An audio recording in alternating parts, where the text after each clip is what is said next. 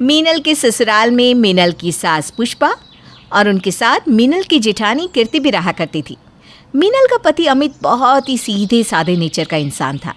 घर के बाकी लोग भी बातचीत करने में बहुत ही सरल और सीधे थे, लेकिन मीनल शुरू से ही काफ़ी तेज़ और ताने मारने वाली लड़की थी।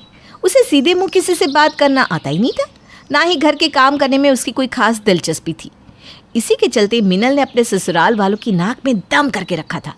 एक दिन सुबह के वक्त, मम्मी जी आज आपका व्रत है ना, मैंने आपके लिए साबूदाने की खिचड़ी और बाकी सारी चीज़ें बना दी हैं, आज दोपहर में वही खाना। अरे वाह बहू, तू मेरा कितना ख्याल रखती है। सुबह सुबह ही मेरे लिए सब कुछ बना कर रख दिया। अब जिसको दोपहर में किटी पार्टी करनी हो वो तो खाना सुबह सुबह ही बना कर रखेगा ना। कम से कम इस बात का तो ख्याल रखना चाहिए था कि मम्मी जी अपना व्रत सुबह सुबह नहीं बल्कि शाम को खोलेंगी। ऐसी कोई बात नहीं है मीनल, मैंने ये सोचकर खाना सुबह सुबह नहीं बनाया, बल्कि मुझे लगा कि व्रत का खाना इस घर के बाकी लोगों को भी पसंद है, थोड़ा वो भी खा लेंगे और बचा हुआ मम्मी जी खा लेंगी। अरे वाह, व्रत में बचा हुआ खाना खिलाएंगे आप मम्मी जी को? भैया ऐसा तो मैंने कहीं नहीं सुना। ये बात तो आज पहली बार आपके मुंह से सुन रही हूँ। मुझे ये तो पता था कि जिसका व्रत होता है वो ताज़ा बना हुआ खाना खाता है, वो भी किसी के खाने से पहले। आपके मुंह से नई बात सुन रही हूँ आज। अरे क्या फ़र्क पड़ता है बहू, और तुम अपनी जेठानी से इस तरह ताने मार कर बात क्यों कर रही हो बेटा? अरे मम्मी जी, इस पे ताने मारने वाली क्या बात है? अब सीधी सीधी बात करना कोई ताने मारना थोड़ी ना होता है, क्यों भाभी? हाँ मीनल, कोई बात नहीं। कुछ देर के बाद मीनल की सास पुष्पा मंदिर जाने के लिए तैयार हो गई। वो जैसे ही नई साड़ी पहनकर अपने कमरे से बाहर निकली, मीनल की नज़र उन पर पड़ गई। मम्मी जी, आप तो ऐसे तैयार हुई हैं जैसे कोई नई नवेली दुल्हन तैयार होती है। क्या मतलब? क्या कहना चाहती हो तुम? अरे ऐसी सुर्ख लाल रंग की साड़ी, वो भी इस उम्र में? क्या बात है मम्मी जी, आप तो कुछ ज़्यादा ही शौकीन हैं। अरे हाँ, मैंने तो सोचा ही नहीं कि ये लाल रंग कुछ ज़्यादा ही मुझ पर लग रहा है। वो कीर्ति अपने मायके से लेकर आई थी तो मैंने सोचा पहन लेती हूँ, उसे अच्छा लगेगा। अच्छा भी लगेगा और अगली बार और भी साड़ियाँ लेकर आएगी। क्यों, सही कहा ना मैंने? नहीं बहू, मैंने ऐसा कुछ नहीं सोचा था। मैंने तो बस कीर्ति बहू का दिल रखने के लिए साड़ी पहनी थी। रुको, दूसरी साड़ी पहन लेती हूँ।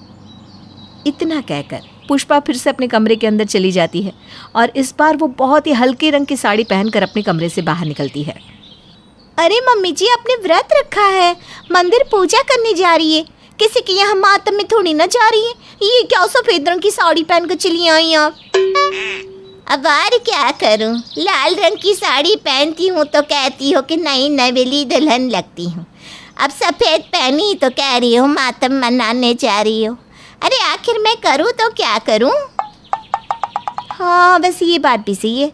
जिन लोगों को कपड़े पहनने का सलीका पता नहीं होता ना, उनके साथ ऐसी ही प्रॉब्लम आती है। हाँ, वैसे मुझे ना बहुत ज़रूरी काम है, मैं चलती हूँ।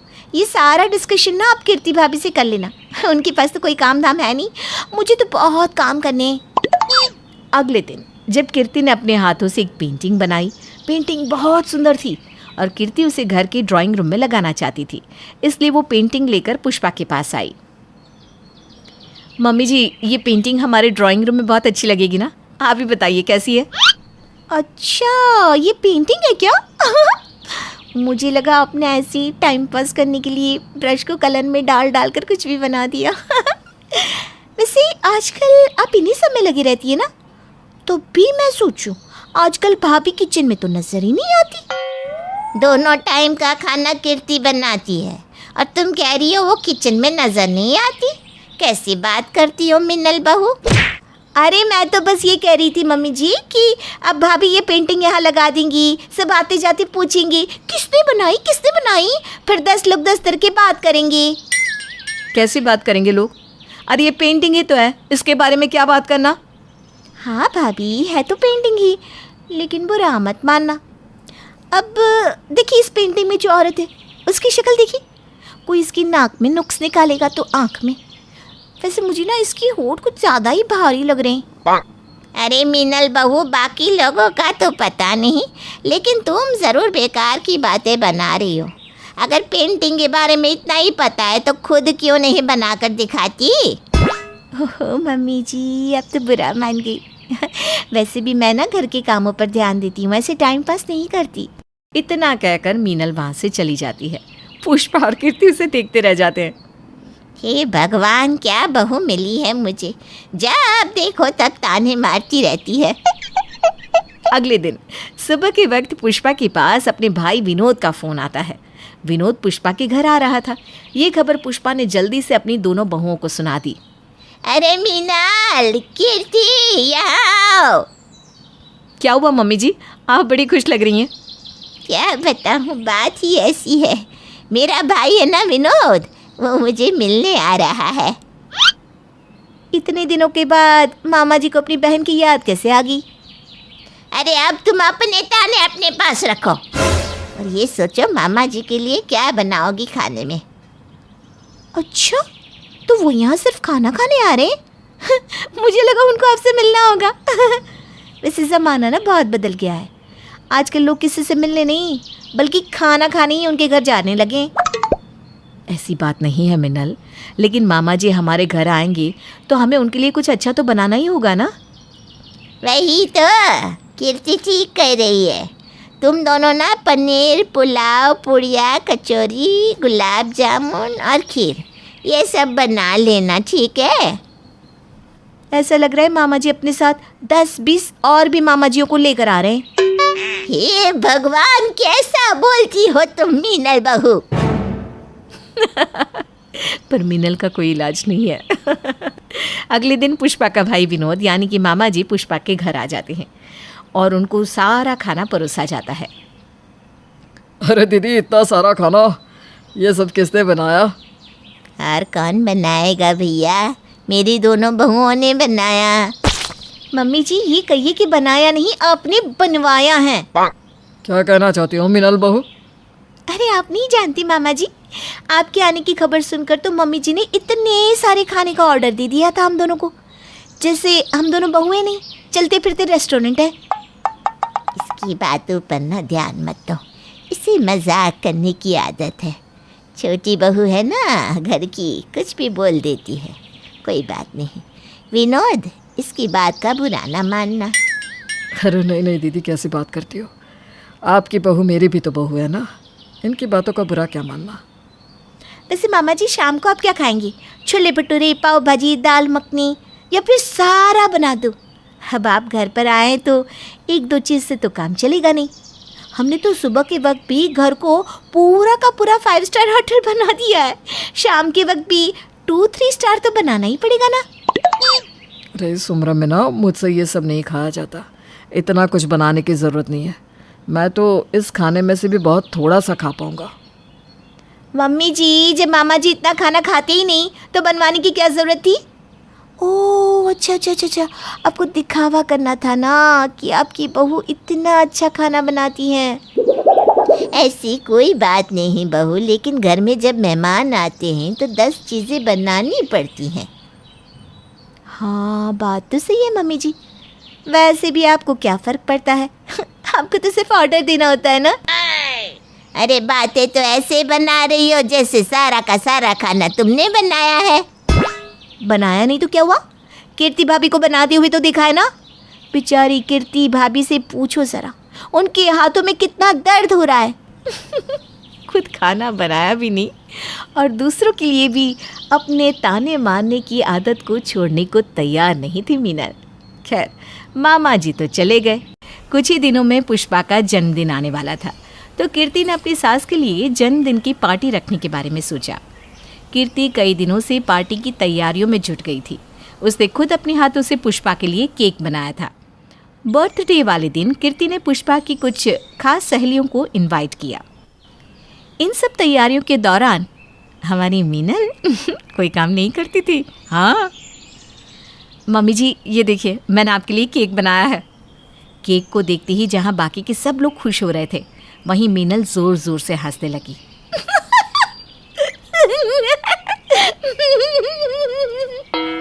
अरे मीनल, ऐसे क्यों हंस रही हो?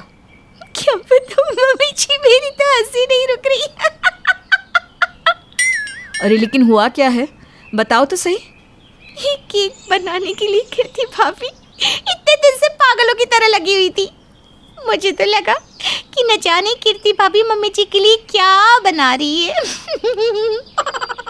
अरे इतने प्यार से मेरी बहू ने मेरे लिए केक बनाया और तुम उसे ताने मार रही हो। थोड़ी तो शर्म करो, खुद तो कुछ करती नहीं और कीर्ति को हर काम के लिए ताने मारती रहती हो। अपनी सास की बात सुनकर मीनल चुप हो गई। पार्टी खत्म हो गई और सब लोग अपने घर चले गए। मीनल के पार्टी वाले बिहेवियर से पुष्पा और कीर्ति दोनों ही बहुत अपसेट थे, लेकिन उन्होंने मीनल से कुछ नहीं कहा। कुछ दिनों के बाद पुष्पा ने अपने मोहल्ले की सहेलियों के साथ रोज सुबह योगा करने का प्रोग्राम बनाया। ये खबर जैसे ही मीनल के कानों तक पहुंची तो वो भी अपनी सास के पीछे पीछे पार्क में पहुंच गई और अपनी सास को सबके साथ योगा करते हुए देखने लगी। अपनी सास को पार्क में देखकर मीनल अपने घर लौट आई। जब मीनल की सास पुष्पा अपने घर आई तो मीनल ने उसे देखते ही मुस्कुराते हुए कहा, वैसे मम्मी जी बात तो सही है, सुबह सुबह घर से निकल जाओ ना तो काम से भी फुर्सत मिलती है और सेहत भी बनी रहती है। तुम कहना क्या चाहती हो बहू?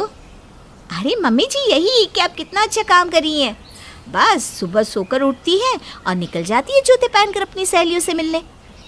मैं अपनी सहेलियों से मिलने नहीं जाती बहू, योगा करने जाती हूँ। अब मेरी उम्र हो गई है, अब अगर सेहत का ध्यान नहीं रखा तो बिस्तर पकड़ कर बैठ जाऊंगी। मम्मी जी आप तो ऐसे बोल रही हैं जैसे आप सारा दिन काम करती हैं। घर में सारा काम तो मैं और कीर्ति भाभी करते हैं। तेरे जैसी ताने मारने वाली बहू के साथ तो मैं काम कर भी नहीं सकती। अगर रसोई में आई तो तू पूरा दिन मुझे ताने ही मारती रहेगी। हाँ मम्मी जी, बहाना अच्छा है वैसे काम से बचने का। ठीक है, आज मैं रसोई में जाती ही नहीं हूँ। आज आप अपनी पसंदीदा बहू कीर्ति भाभी के साथ जाकर रसोई में काम कर लीजिएगा। आपको ना कोई ताने मारेगा और ना ही आपको काम करने में कोई प्रॉब्लम होगी। हाँ, और तुम्हें भी काम करने से मुक्ति मिल जाएगी हैं? लेकिन ठीक है, आज तुम रसोई से दूर ही रहो। आज मैं और कीर्ति मिलकर खाना बनाएंगी। इतना कहकर पुष्पा रसोई में पहुंचती हैं, जहां कीर्ति पहले से ही खाना बना रही थी। अरे कीर्ति बेटा क्या बना रही हो? मम्मी जी मैं सैंडविच बना रही थी ब्रेकफास्ट के लिए। आप रसोई में क्या कर रही हैं? सोच रही हूँ खीर बना दूँ। बहुत वक्त हो गया मैंने अपने हाथों से कुछ नहीं बनाया। तभी वहां पर मीनल भी आ जाती है और अपनी सास की बात सुन लेती है। हाँ भाभी, काम करना बंद कर दिया जाए ना तो जैसे मशीन को जंग लग जाती है वैसे इंसान को भी लग जाती है। मम्मी जी को कुछ काम करने दो। मीनल, मम्मी जी तुमसे तो ज्यादा ही काम कर लेती हैं। रहने दीजिए भाभी, आपका काम तो मैं मम्मी जी के जन्मदिन पर ही देख चुकी हूँ और मम्मी जी का काम रोज सुबह पार्क में देख कर आती हूँ। आजकल कुछ ज़्यादा ही ध्यान देने लगी है अपने आप पर। क्यों मम्मी जी? जाओ जाओ, तुम अपने कमरे में जाकर आराम करो। मुझे यहाँ आराम से अपना काम करने दो। परी हूँ मैं। अपनी सास की बात सुनकर मीनल वहां से गाना गुनगुनाते हुए अपने कमरे में चली जाती है।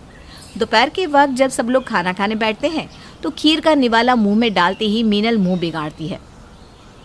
मम्मी जी आपने खीर बहुत टेस्टी बनाई है। आज कितने सालों के बाद आपके हाथ की खीर खा रही हूँ मैं।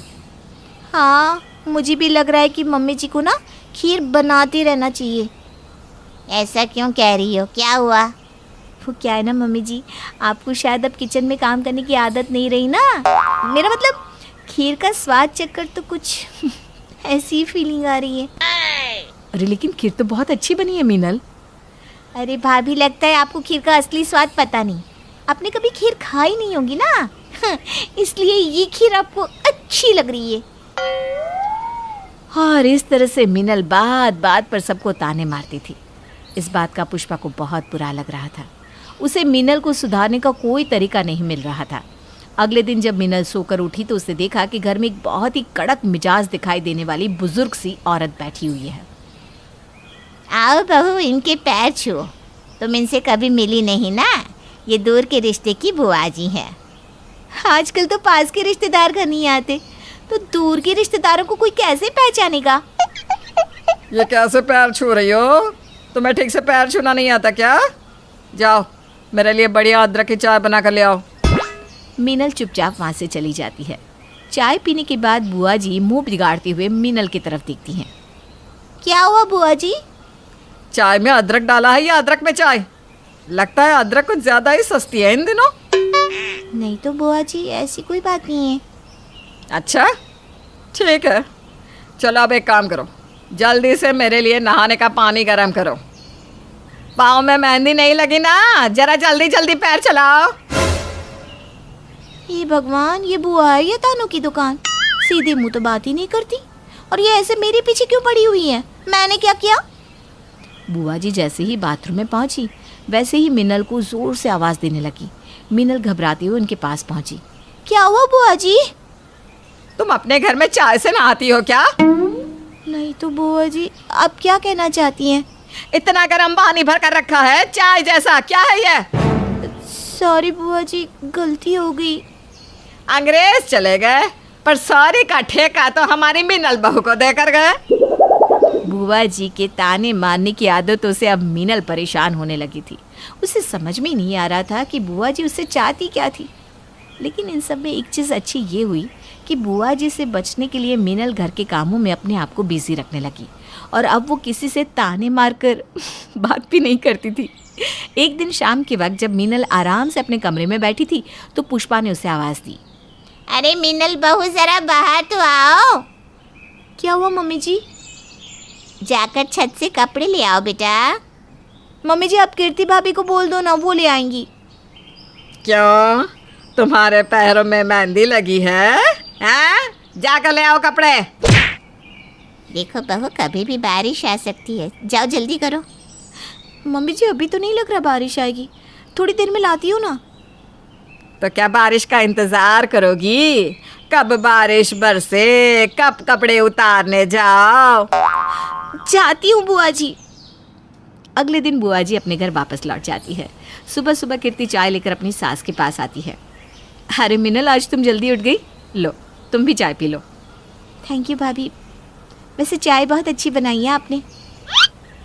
मीनल बहू, आजकल तो तुमने पूरा घर बहुत अच्छे से संभाला हुआ है।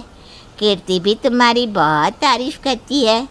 क्या मम्मी जी, आधा काम तो कीर्ति भाभी ही करती हैं, मेरा पूरा ख्याल रखती हैं। ऐसी जेठानी तो किस्मत वालों को मिलती है। अच्छा, अब आप लोग चाय पीजिए, मैं ज़रा नाश्ते की तैयारी करती हूँ।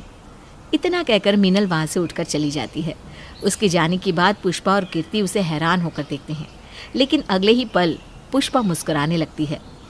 मम्मी जी, मैं कोई सपना तो नहीं देख रही? ये करेले जैसी जुबान से शहद कैसे टपक रहा है? कीर्ति की बात सुनकर पुष्पा हंसने लगती है। ये सब बुआ जी के तानों का असर है। जैसे जहर जहर को काटता है ना, वैसे ही बुआ जी के तानों ने मिनल के तानों को खत्म कर दिया। और जानती हो, ताने मारने वाली बुआ को मैंने जानबूझकर घर बुलाया था। प्रकृति को बचपन से ही खतरों के खिलाड़ी कार्यक्रम बहुत अच्छा लगता था। और फिर एक दिन प्रकृति की माँ कहती है, अरे बेटा, तेरी शादी के लिए लड़का फाइनल कर दिया है, चाहे तो देख ले। अच्छा अम्मा, नहीं नहीं माँ, मैं नहीं देखूंगी। अरे सोचो तो, क्या तूफानी होगा जब अचानक से पति का चेहरा मैं देखूंगी। वाह वाह वाह, मजा आ जाएगा। अरे वो तो ठीक है, लेकिन लड़का बोल रहा था कम से कम फोन पर तो हम दोनों बात कर ले। हाँ तो ठीक है ना, दे दो नंबर और बोलना रात को 12 बजे के बाद कॉल करे। अरे कैसी बात कर रही हो, अच्छा लगता है क्या? क्या सोचेगा, कैसी लड़की है? यही तो तूफानी है। अरे दिन में या सुबह तो हर कोई बात करता है, लेकिन होने वाले पति से रात के 12 बजे खतरों के खिलाड़ी ही बात करते हैं माँ। प्रकृति की डिमांड देखकर लड़के को हैरानी होती है। फिर उसका दोस्त कहता है, अरे क्या हो गया भाई, शादी तय हो गई है तो क्यों दुखी लग रहा है? अरे यार, वो मेरी होने वाली बीवी मिलना ही नहीं चाहती शादी से पहले। तो अच्छा है ना, हो सकता है कि पहले कभी लड़कों से ना मिली हो, थोड़ी दबे हुए नेचर की हो। अरे लेकिन जब मैंने उसकी माँ से उसे फोन पर बात करने को कहा तो कहती है कि रात के 12 बजे फोन करे। अब बता यार, ये क्या बात होती है? अरे हाँ भाई, ये तो बड़ी अजीब लड़की है। खैर चल छोड़, शादी के बाद समझ लियो। विकास और प्रकृति की शादी हो जाती है। शादी के बाद क्या बात है, शादी की रात पंडित जी फेरों के लिए बुला रहे थे, लेकिन तुम बड़ी देर में आई। क्यों, शादी नहीं करना चाहती थी क्या? अपना फोन देखा था तुमने? कितने कॉल किए थे मैंने, तुम फोन क्यों नहीं उठा रहे थे? अरे वो तो बैंड बाजा की आवाज में सुनाई नहीं दिया। पर हुआ क्या था, बात क्या करनी थी, बताया नहीं तुमने? अरे मैं क्या चाहती थी कि हम भागकर शादी करें। वो क्या है ना, ऐसे समाज और परिवार के सामने 7 फेरे लेकर तो दुनिया शादी करती है, लेकिन हम लोग कुछ अलग करते तो कुछ मजा आता ना। अच्छा ही हुआ फिर कि मैंने फोन नहीं उठाया। अरे मैं नहीं कर सकता ये सब काम। क्या कह रहे हो? मैंने तो सोचा था कि मेरा होने वाला पति भी मेरी तरह सब कुछ हट कर करेगा, लेकिन हे भगवान, मेरी तो किस्मत ही फूट गई जो ये बोरिंग इंसान से शादी हो गई। ए हेलो, बहुत एडवेंचर किए हैं मैंने लाइफ में, पता है क्या? मंकी जंपिंग से लेकर स्काई ड्राइव कर चुका हूँ मैं।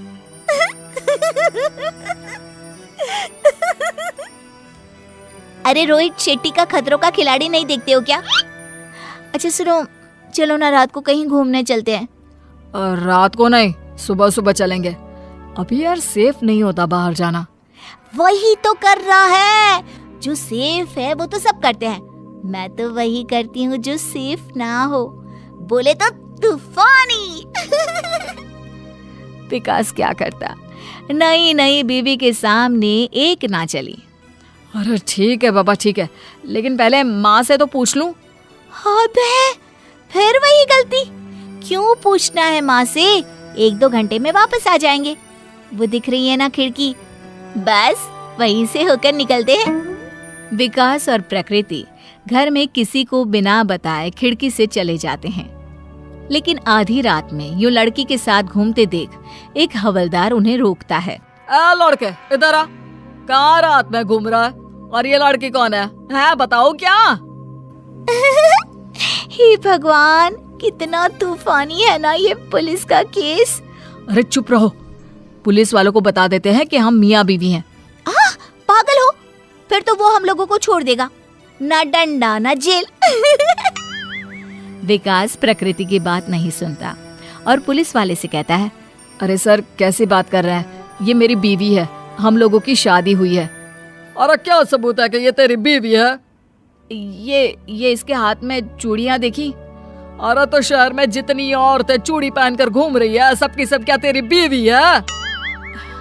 प्रकृति, फोन पर फोटो दिखाओ ना इनको हमारी शादी की। प्रकृति, जिसे तो कुछ तूफानी करना था।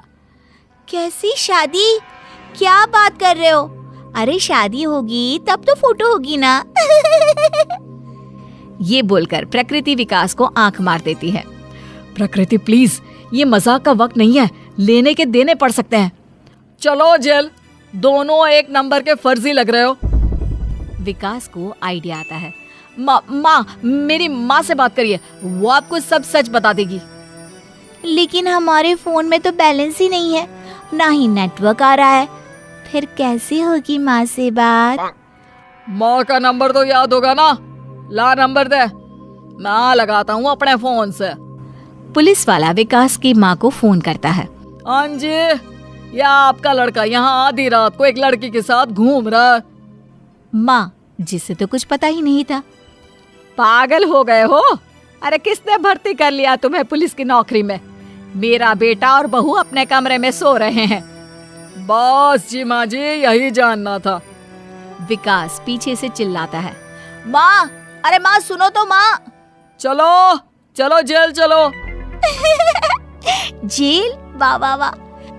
अरे विकास, तेरे नाम फिल्म देखी थी क्या? उसमें सलमान खान जेल में रहता है, बड़ा ही हैंडसम लग रहा था। विकास, तुम भी ना किसी हीरो से कम नहीं लगोगे। विकास को लेकर पुलिस वाला जेल जाता है, जहां वो लोग पूरी रात जेल में ही रहते हैं। सुबह प्रकृति के पापा उन लोगों को छुड़वाने आते हैं। क्या विकास, ये क्या हरकत है तुम लोगों की? ऐसा कौन करता है बेटा? पूरी रात मेरी फूल सी बच्ची जेल में रही। विकास को गुस्सा आ जाता है। वो ससुर को सारी बात बता देता है। वो काफी गुस्से में होता है। मैं पहले ही कह रहा था कि मुझे लड़की से मिलना है। वो तो अब समझ में आया कि लड़की से क्यों नहीं मिलवा रहे थे आप लोग। ये लड़की पागल है इसीलिए ना। हो गया विकास, इतना क्यों भड़क रहे हो? वैसे भी कितना मजा आया ना रात भर झील में रहकर। चलो अब घर चलते हैं। नहीं नहीं, हम नहीं, मैं जाऊंगा, तुम यहीं रहोगी। कुछ और तूफानी कर लो। अरे ये कैसी बात कर रहे हो? मेरी बेटी यहाँ क्यों रहेगी? पुलिस वाले से झूठ बोलने के जुर्म में। चलो तुम अंदर। प्रकृति रोने लग जाती है। नहीं नहीं, मैं इनके बिना जेल में नहीं रहूंगी। लेकिन मैंने तो कोई जुर्म किया ही नहीं है। झूठ तुम बोल रही थी। तूफानी करने का शौक तो तुम्हारा है ना। चलो आप अंदर। प्रकृति की हालत रोने वाली हो जाती है। नहीं, मुझे माफ कर दो, मैंने गलती कर दी। मैं तो बस ऐसे ही मजे लेने के लिए। अरे माफ कर देना बेटा, आगे से ये ऐसा कोई काम नहीं करेगी, पक्का। क्यों प्रकृति, क्या बोल रहे हैं ससुर जी? करोगी अब कोई आगे से ऐसी हरकत? नहीं, मुझे माफ कर दो। ऐसी क्या, मैं वैसी कैसी जैसी कोई भी हरकत नहीं करूंगी।